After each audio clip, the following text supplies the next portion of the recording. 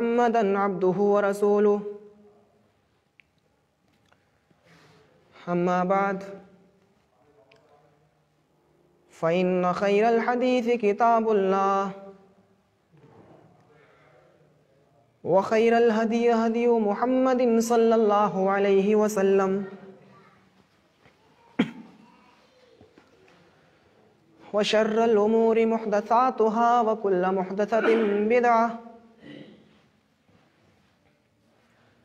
وكل بدعة ضلالة وكل ضلالة في النار.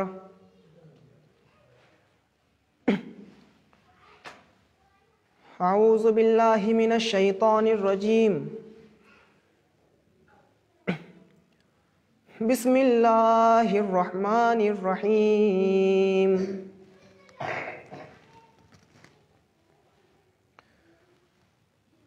كل نفس ذائقة الموت.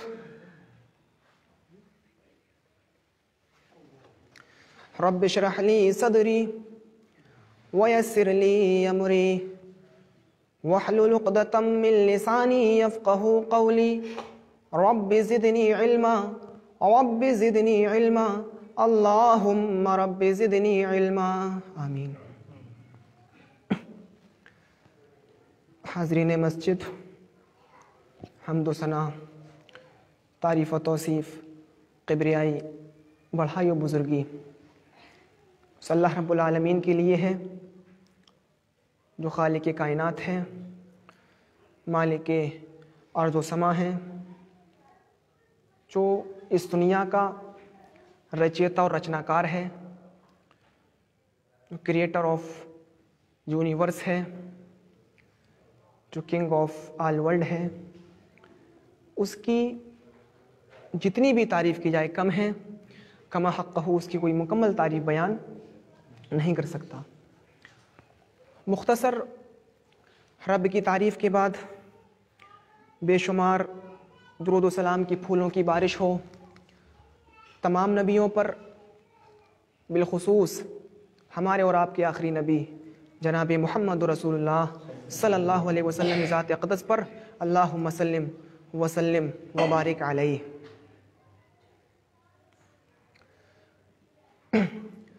قرآن کریم کی جو آیت میں نے آپ کے سامنے تلاوت کی ہے، اس آیت سے آپ نے اندازہ لگا لیا ہوگا کہ میں کیا بولوں گا. اللہ تعالیٰ ہماری اس قوم کو اور مزید ترقی دے اور اس کے علم میں بھی اضافہ کرے. گزشتہ کئی جمعوں پہلے جب جمعہ میں نے یہاں پڑھایا تھا، اس موقع پر بھی میں نے اسی آیت کو اپنا محل موضوع بنایا تھا اور فکر آخرت کے تعلق سے کچھ باتیں آپ کے سامنے آئی تھیں. ہم دعا کرتے ہیں کہ الہ العالمین اس مختصر سے وقت میں جامع باتیں، جس کی معاشرے کو، سماج کو، سوسائٹی کو جس کی ضرورت ہے، آنی چاہیے. دنیا میں بہت سی ایسی چیزیں ہیں جن کا انکار نہ آپ کر سکتے ہیں، نہ آپ کا دوست اور نہ آپ کا دشمن. سب سے بڑی حقیقت پر اگر انسان غور کرے تو اس دنیا میں سب سے بڑی حقیقت یہ ہے کہ جو اس دنیا میں آیا ہے وہ جائے گا.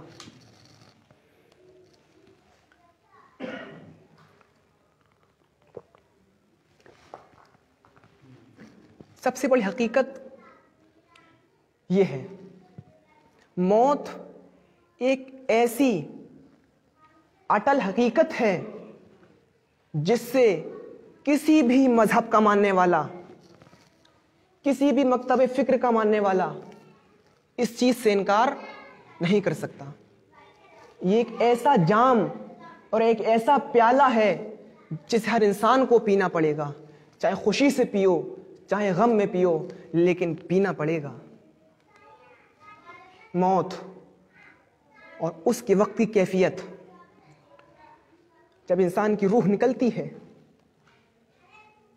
جو بد کردار ہوتا ہے، فاسق و فاجر ہوتا ہے، گنہگار ہوتا ہے، منافق ہوتا ہے، گناہ کبیرہ کا مرتکب ہوتا ہے، تو ایسے انسان کی روح جب فرشتہ کھینچتا ہے تو اس کو کھینچنے کے لیے بڑی ہی بدصورت شکل میں جو فرشتے آتے ہیں ان کے پاس سے بہت ہی خطرناک بدبو آ رہی ہوتی ہے، اور فرشتہ آتی اس کے پاس، اس کو تھپڑ مارتا ہے اس انسان کو اور کہتا ہے ناپاک روح نکل، چل اپنے رب کے غیظ و غضب کی طرف، اپنے رب کے غصے کی طرف، اس کی جہنم کی طرف۔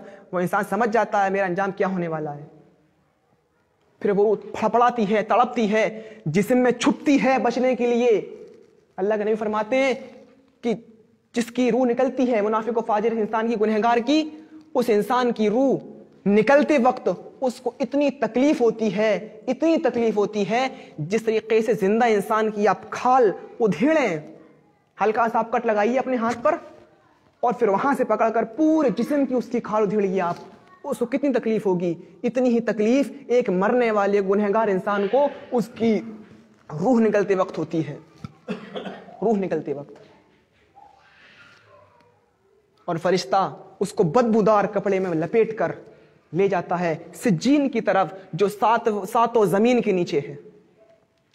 اور جو نیک ہوتا ہے، نمازی ہوتا ہے، تہجد گزار ہوتا ہے، حلال و حرام کی تمیز کرنے والا ہوتا ہے، معاشرے میں پھیلنے والی برائیوں کو کنٹرول کرنے والا ہوتا ہے، اس کے خلاف بولنے والا ہوتا ہے، تو ایسے انسان کی روح جب نکلتی ہے تو فرشتہ اس کے پاس آ کر اس کو سلام کرتا ہے اور کہتا ہے اے مبارک روح، اے پاک روح، چل اپنے رب کی طرف، اس کی جنت کی طرف، اس کی نعمتوں کی طرف جو تیرے لیے تیار کی گئی ہیں۔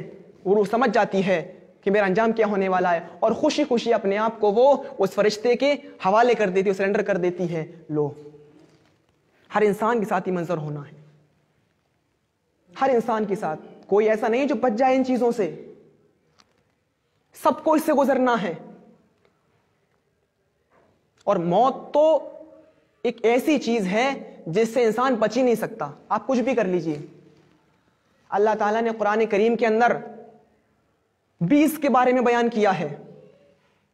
جب انسان کی روح نکل جاتی ہے مکمل طریقے سے اور وہ اس کی باڈی جب پڑی ہوتی ہے، اللہ کے نبی نے فرمایا اس کے پاس ہاتھ ہیں لیکن اب وہ پکڑ نہیں سکتا، اس کے پاس پیر ہیں لیکن اب وہ چل نہیں سکتا، اس کے پاس دماغ ہے لیکن اب وہ سوچ نہیں سکتا، اس کے پاس زبان ہے لیکن اب وہ بول نہیں سکتا، ساری طاقتیں اس کی چھن گئی ہیں۔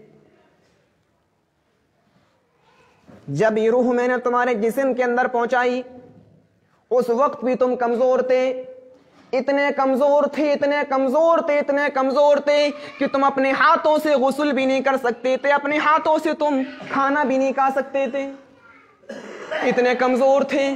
تم اپنے بستر پر لیٹے ہوئے پیشاب اور پیخانہ کر لیا کرتے تھے، لیکن طاقت اتنی بھی نہ تھی خود اس کو صاف کر سکو۔ تمہاری ماں اس گندگی کو صاف کیا کرتی تھی، تمہارا باپ اس گندگی کو صاف کیا کرتا تھا، تمہارے پاس جب روح تھی تب بھی تم کمزور تھے، جب یہ روح آج ہم نے تمہارے جسم سے نکال لی اب بھی تم کمزور ہو، اتنے کمزور ہو، اتنے کمزور ہو، اتنے کمزور ہو کہ تم غسل بھی نہیں دے سکتے ہو، غسل دلانے والے کوئی اور ہیں، کفن خود نہیں پہن سکتے ہو، کفن پہنانے والے کوئی اور ہیں،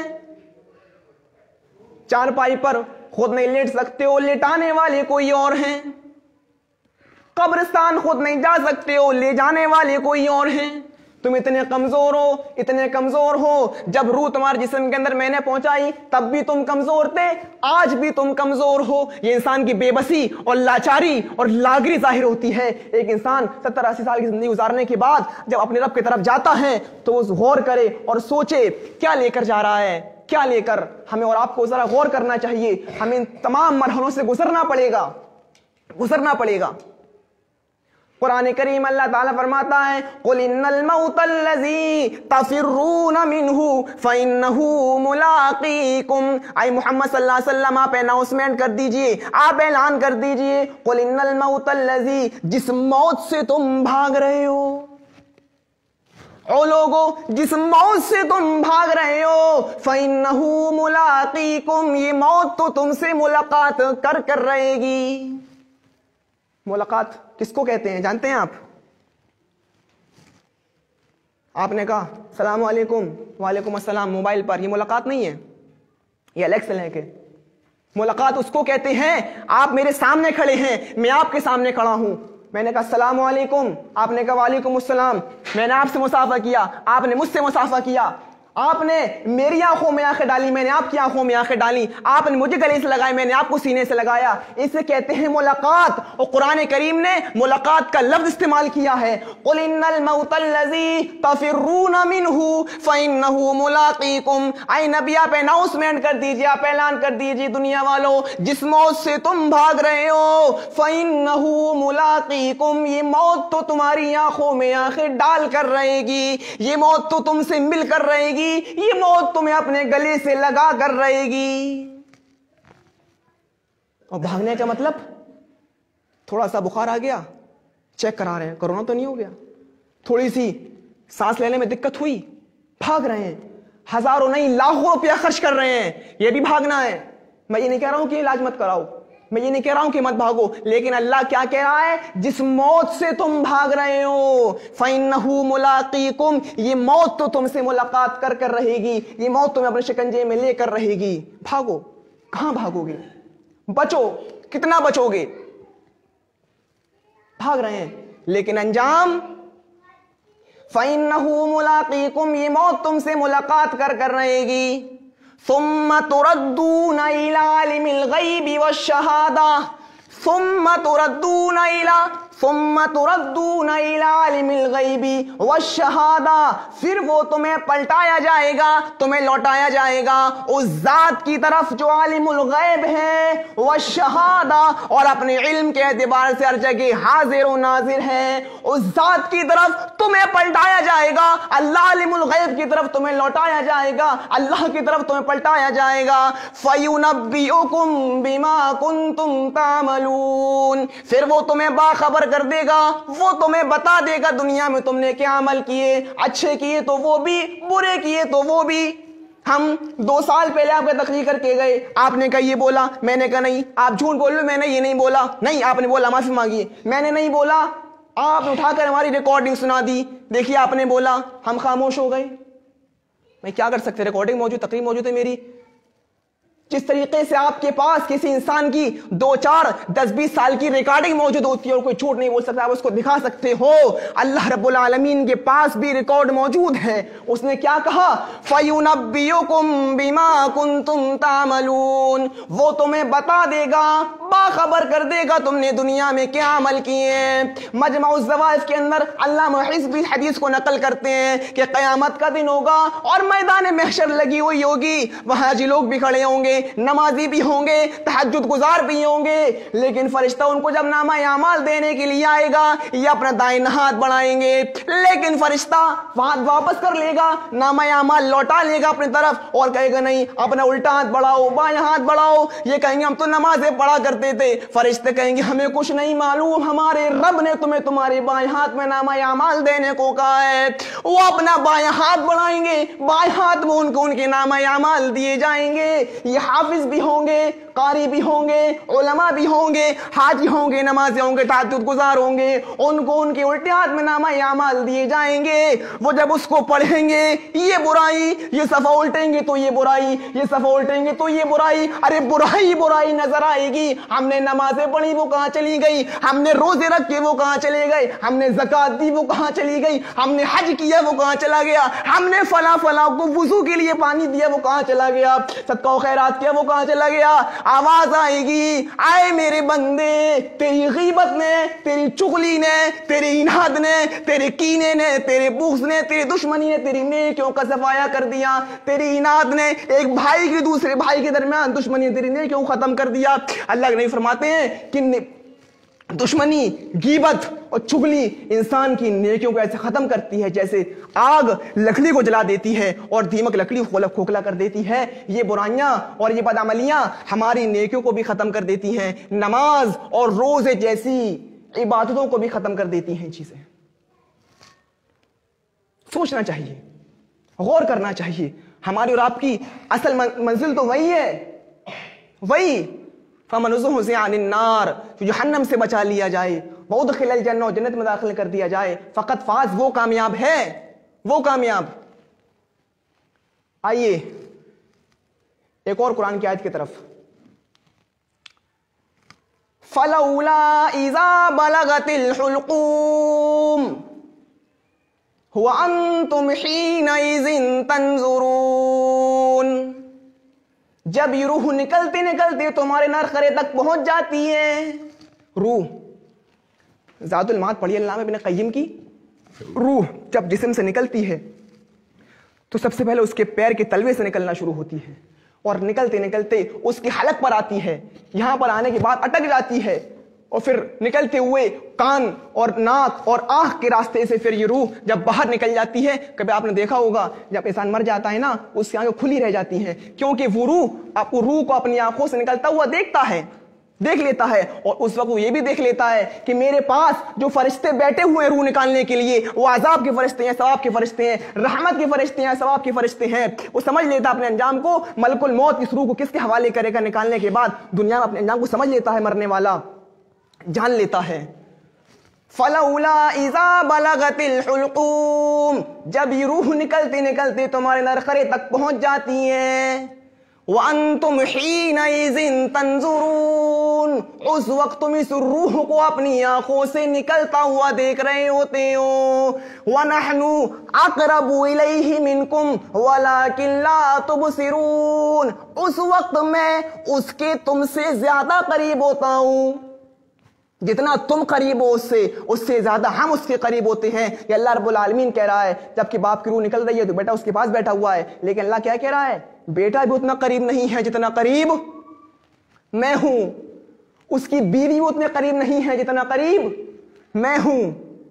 وَنَحْنُ أَقْرَبُ إِلَيْهِ مِنْكُمْ, ہاں سنو, اس وقت تم اس روح کو اپنی آنکھوں سے نکلتا ہوا دیکھ رہے ہوتے ہو. وَلَكِنْ لَا تُبْصِرُونَ, اس وقت میں تمہارے پاس بیٹھا ہوتا ہوں. وَلَكِنْ لَا تُبْصِرُونَ, لیکن تم مجھے نہیں دیکھ سکتے, تمہاری آنکھیں مجھے نہیں دیکھ سکتی. کوئی دیکھ سکتا ہے اللہ کو؟ آگے جملہ دیکھیے, ان کنتم غیر مدینین, اگر تم طاقتور ہو, اگر تم پاورفل ہو, اگر تمہارے اوپر کسی کی حکومت نہیں چلتی, تم کسی ملک کے مالک ہو, کسی ملک کے بادشاہ ہو, اگر تمہارے اوپر کوئی نہیں, تم سب سے بڑے حاکم ہو, اگر تم اپنے آپ کو سپر پاور خود ہی سمجھتے ہو, اگر تمہارے اوپر کسی کی حکومت اور طاقت نہیں چلتی, ترجعونہا, تو جو فرشتہ روح نکال رہا ہے اس فرشتے سے وہ روح چھین کر اپنے اندر واپس کیوں نہیں کر لیتے؟ ان کنتم غیر مدینین ترجعونہا ان کنتم صادقین, اگر تم سچے ہو تو اس روح کو اپنے اندر واپس کیوں نہیں کر لیتے؟ اس دیش کے پریسیڈنٹ اے پی جے عبدالکلام بھی اس دنیا سے گئے, وہ بھی اپنی روح کو واپس نہیں لے پائے. پرلو مکھرجی اس دنیا سے گئے, وہ بھی اپنی روح کو واپس نہیں لوٹا پائے. اگر تم طاقتور ہو, اگر تم پاورفل ہو, اگر تمہارے اوپر کسی کا بس نہیں چلتا, تم خود کسی ملک کے مالک ہو, تو اس روح کو واپس لے کر دکھاؤ, موت سے جیت کر دکھاؤ, ملک الموت سے وہ روح چھین کر اپنے اندر واپس لے کر دکھاؤ. ان کنتم صادقین, اگر تم سچے ہو تو نہیں لوٹا سکتے ہو, کیونکہ یہاں تم بے بس ہو, یہاں تم کمزور ہو, یہاں تم لاچار ہو. یہاں پر جس کی چلتی ہے اس کو ہم سپر پاور کہتے ہیں. وہی اللہ ہے جو مالک الملک ہے, وہی اللہ ہے جو حی قیوم ہے, ہمیشہ سے اور ہمیشہ قائم رہنے والا ہے. کل من علیہا فان ویبقى وجہ ربک ذو الجلال والاکرام, اسی کی ذات کو بقا ہے, باقی سب کو فنا ہو جانا ہے, سب کو موت کے گھر اتر جانا ہے. میرے پیارے ساتھیوں, ہم تصور کریں اور سوچیں, یہ موضوع ہے موت کا, اور معلوم ہے سب کو آئے گی, لیکن کسی کے انتقال پر ہمیں اپنی سیما نہیں لانگنی چاہیے. بہت جگہ, کافی جگہ پر دیکھا گیا ہے, جب کوئی بچہ مر جاتا ہے یا کوئی گھر میں کسی کا انتقال ہو جاتا ہے تو ہمارے گھر کی ماں بہنوں کا عالم کیا ہوتا ہے, یہ اودم اور ہو ہلا کتنا زیادہ کرتی ہیں. آئیے سنیے, नबी अकरम सल्लल्लाहु अलैहि वसल्लम का गुजर एक ऐसी औरत के पास से हुआ जो अपने बच्चे की कब्र के पास बैठकर रो रही थी। आपने देखा ये रो रही है, आप उसके पास बैठ गए। खातून क्या हुआ है, तसल्ली देने लगे। खातून क्या हुआ है, सब्र करो, अल्लाह ताला तुम्हें इसका अच्छा बदला देगा। उस औरत की जबान से कुछ जुमले अदा हो गए, पहचान न सकी वो, उसने आओ देखा न ताओ, और कुछ बदकलामी हो गई, बस जबानी हो गई। कहने लगी अरे जा यार जा, जो मेरे ऊपर गुजरी है वो तेरे ऊपर नहीं गुजरी है, बेटा मेरा मरा है तेरा नहीं मरा। अल्लाह के नबी समझ गए अभी इसकी कंडीशन दूसरी है। आप चले गए। कुछ देर के बाद उस खातून से कुछ लोगों ने कहा तुम जानती हो तुमने किसको जुमले कहे हैं, तुमने किसको बदकलामी की है, बस ज़बानी की है। कहने लगी मुझे नहीं मालूम, बेटा मेरा मर गया है, हमें सब्र की तलकीन कर रहा था। अरे मुझे कहाँ सब्र आ जाएगा, बच्चा मेरा मरा उसका तोड़ी मरा है, सब्र की दिखला रहा था मैं। वो फरमाया अरे वो जनाबे मोहम्मद रसूलुल्लाह थे सल्लल्लाहु अलैहि वसल्लम, जिनको तुमने बदकलामी की, बस ज़बानी से उनके सामने पेश आई। कहने लगी अच्छा। अब उसको एहसास हुआ, फिर वो गई। थोड़ी देर के बाद अल्लाह के नबी के पास आकर बैठी और कहा अल्लाह के नबी मुझे माफ कर दीजिए, मैं आपसे माफी मांगने के लिए आई हूं, मैं पहचान ना सकी थी और आपको मैंने बदकलामी से मैं आपके सामने पेश आ गई। आपने उस वक्त जुमले अदा किए, उन जुमलों को सुनिए। आपने फरमाया खातून ठीक है कोई बात नहीं। उसने कहा मैं माफी मांग रही हूं, ठीक है मैंने माफ कर दिया। उसने कहा सब्र आ गया। आपने फरमाया इन्नमस सब्रु इंद सदमतिल ऊला, सब्र तुम आप कर रही हो कोई फायदा नहीं है, सब्र तुम्हें उसी वक्त करना था जब बच्चा फौत हुआ था, जब बच्चे का इंतकाल हुआ था, उसी वक्त तुम्हें सब्र करना चाहिए था, उसी वक्त तुम्हें अपने आप को संभालना चाहिए था। बाद में सभी को सब्र आ जाता है। सब उसको कहते हैं जो मुसीबत के वक्त ऐन मौके पर किया जाता है। यहां बेटा इंतकाल हुआ, यहां सब्र, यहां बाप का इंतकाल हुआ, यहां सब्र, इसको कहते हैं सब्र। बाद में सभी को सब्र आ जाता है, ऑटोमेटिक, जरूरत नहीं पड़ती करने की इंसान को। बेकाबू जाती है हमारी घर की मां बहनें बहुत ज्यादा। आइए एक और मंजर देखिए। नबी अकरम सल्लल्लाहु अलैहि वसल्लम का भी अपना बेटा जो मारिया किप्तिया के बतन से पैदा हुआ, आपका भी अपना बेटा इब्राहिम 18 महीने की उम्र पाकर फौत हो जाता है।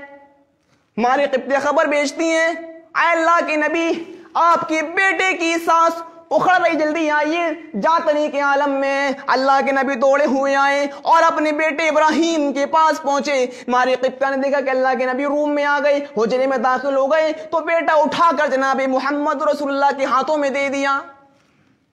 शायद वो बेटा आप ही की गोद का वेट कर रहा था, आप ही की गोद में जान देना चाहता था। जैसे ही नबी अकरम ने अपने बेटे को अपनी गोद में लिया, उसकी आखिरी सांस कब सूंसरी से परवास कर गई। 1.5 साल का इब्राहिम आपकी गोद में उस वक्त फौत हो गया। नबी अकरम की आंखों में आंसू हैं।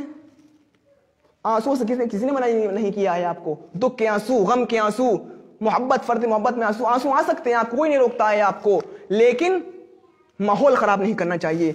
नबी अकरम की आंखों में आंसू हैं। आपने अपने बेटे इब्राहिम को चटाई के ऊपर रखा।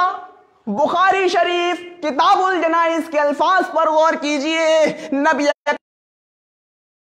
वला नक़ूलु इल्ला मा यरज़ा रब्बुना, आए मेरे बेटे, आए मेरे बेटे, इन्नल ऐन तदमऊ, तेरी जुदाई से आंखें अश्कबार हैं, तेरी जुदाई से तेरे बाप मोहम्मद की आंखें भी अश्कबार हैं। वल क़ल्ब यहज़ुनु, और मेरा दिल भी गमगीन है। वला नक़ूलु इल्ला मा यरज़ा रब्बुना, लेकिन अपनी जबान से ऐसे जुमले अदा नहीं करेंगे जिससे मेरा मौला नाराज हो जाए, मेरा परवरदिगार नाराज हो जाए।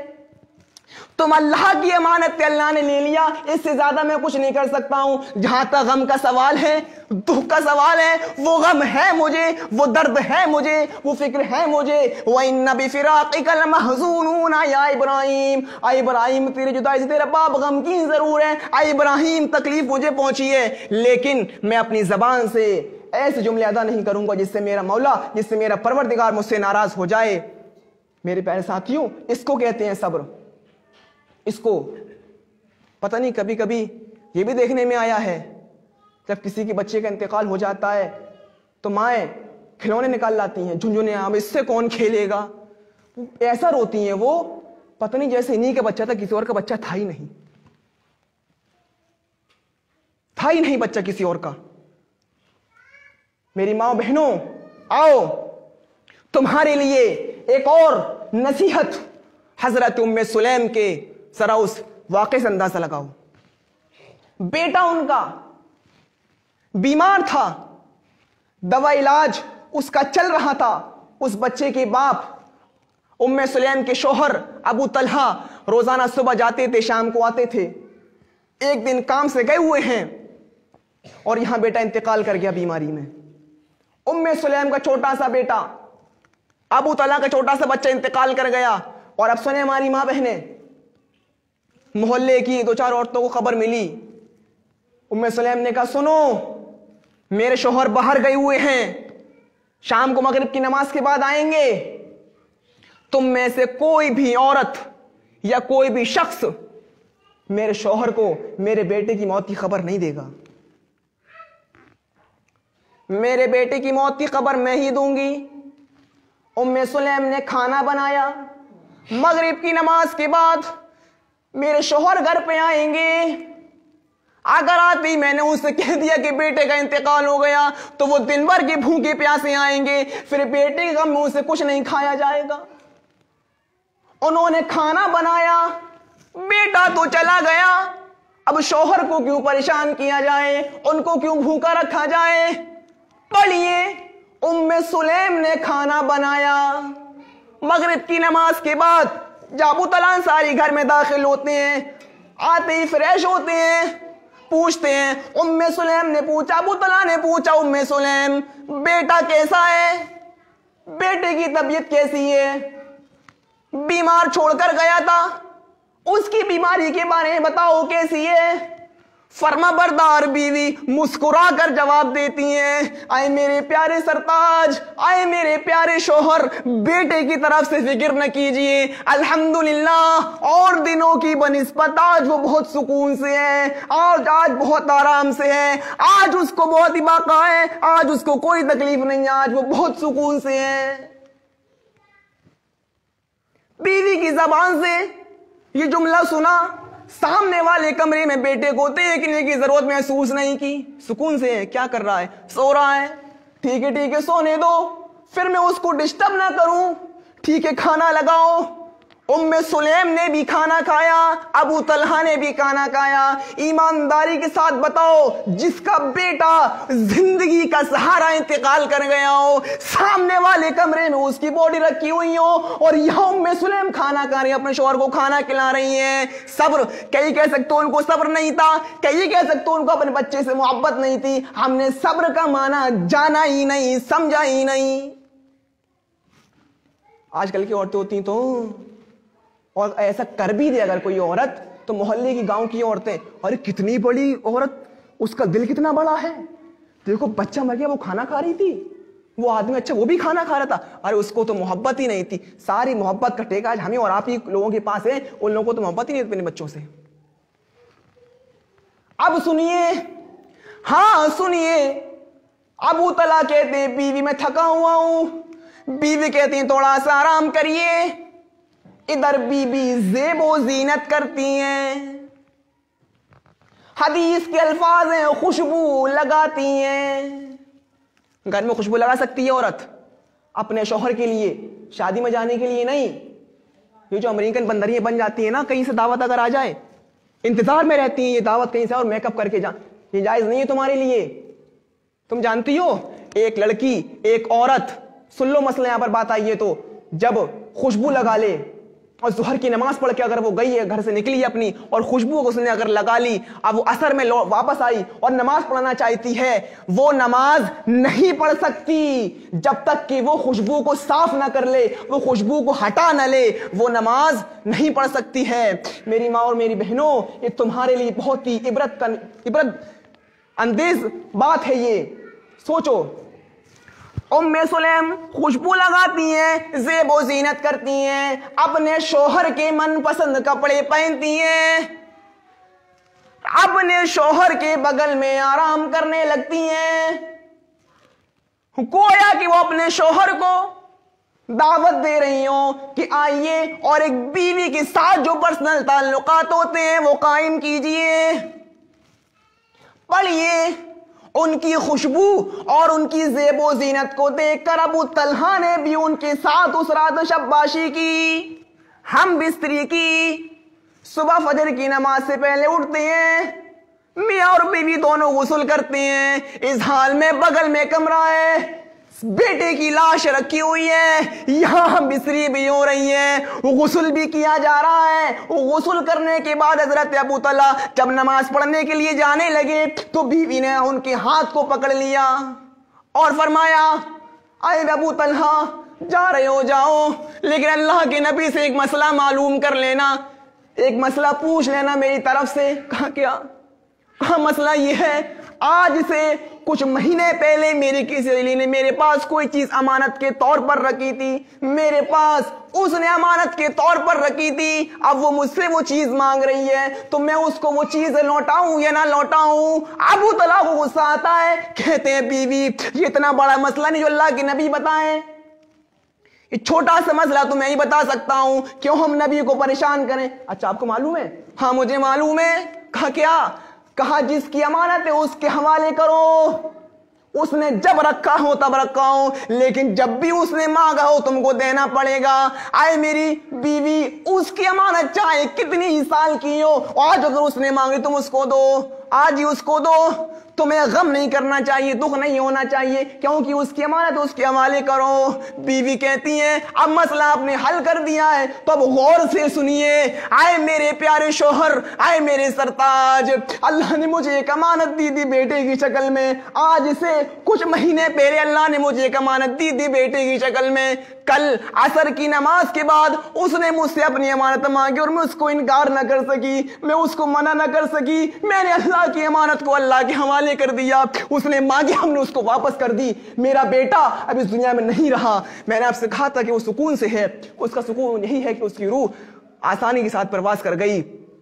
میں نے آپ کو ہم بستری آپ کو سکون دینے کے لیے کی تھی اور کھانا اس لیے کھلایا تھا کہ آپ دن بھر کے تھکے مارے آئیں گے، الجھن میں نہ پڑ جائیں، ٹینشن میں نہ پڑ جائیں۔ ابو طلحہ کہتے ہیں بیوی یہ تم نے کیا کر دیا، تم نے رات میں مجھے کیوں نہیں بتایا، ہم اس کو رات میں دفنا دیتے، تدفین کر دیتے اس کی۔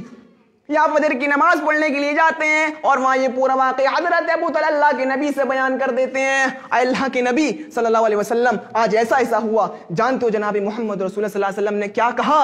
ان کو برکت کی دعا دی اور فرمایا اے ابو طلحہ بہت خوش نصیب ہے تمہاری بیوی جو اس نے تمہارے ساتھ ایسا ایسا کیا، اللہ رب العالمین تمہاری بیوی کو برکت دے، اللہ رب العالمین آج کی رات جو تم لوگوں نے مجامعت کی ہے، معاشرت کی ہے، اس میں برکت عطا فرمائے۔ اور اسی رات حضرت ام سلیم حاملہ ہوئی، پریگننٹ ہوئی اور اللہ تعالیٰ نے ایک بچہ ان کے رحم مادر کے اندر وجود میں لے آیا۔ میرے پیارے ساتھیوں، ہم آگے نہیں جانا چاہتے، اس واقعہ سنا کر صحیح بتلانا چاہتے ہیں ہم آپ کو صبر، کس طریقے سے وہ صبر کیا کرتے ہیں اپنے بچوں کے انتقال پر اور اپنے شوہروں کو سمجھایا کرتے تھے۔ میں یہ نہیں کہہ رہا ہوں آپ سے آپ چولہا جلائیے، میں یہ نہیں کہہ رہا ہوں کوئی مر جائے تو آپ کھانا بنائیے، لیکن صبر کا ایک معنی یہ بھی ہوتا ہے۔ جو بچے پیدائش کے فوراً بعد انتقال کر جاتے ہیں، پیدائش کی فوراً بعد انتقال کر جاتے ہیں، وہ جنت کے اندر ان کی روحیں پھیلتی رہتی ہیں، گھومتی رہتی ہیں، اور قیامت کا دن ہوگا ان کے ماں باپ کو جہنم میں داخل کرنے کا حکم دے دیا جائے گا۔ اللہ کہے گا رکو، ہم نے دنیا میں ان کے بچوں کو چھین لیا تھا، جنت سے نکال کر لاؤ ان کو۔